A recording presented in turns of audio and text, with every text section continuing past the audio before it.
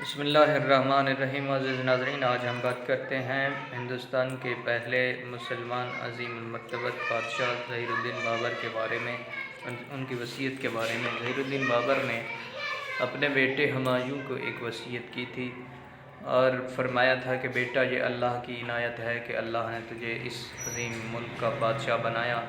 بیٹا، میرے بعد چند چیزوں کا خیال رکھنا۔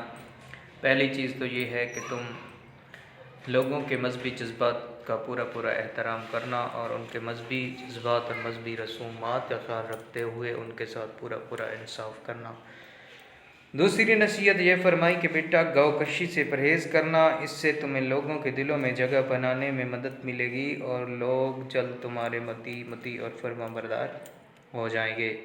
تیسری وصیت بہت ہی عظیم فرمایا بیٹا، کبھی کسی کی عبادت گاہ کو مسمار نہ کرنا۔ مورخین لکھتے ہیں کہ دادا کی اس نصیحت پہ صحیح معنوں میں عمل کیا تو پوتا جلال الدین محمد اکبر نے۔ جلال الدین محمد اکبر وہ عظیم بادشاہ تھے جن کے دور میں ہندو مسلم اتحاد کی مثالیں دی جاتی تھیں، اور اس دور میں ہندو مسلم کی شادیاں بھی بہت زیادہ ہوئیں،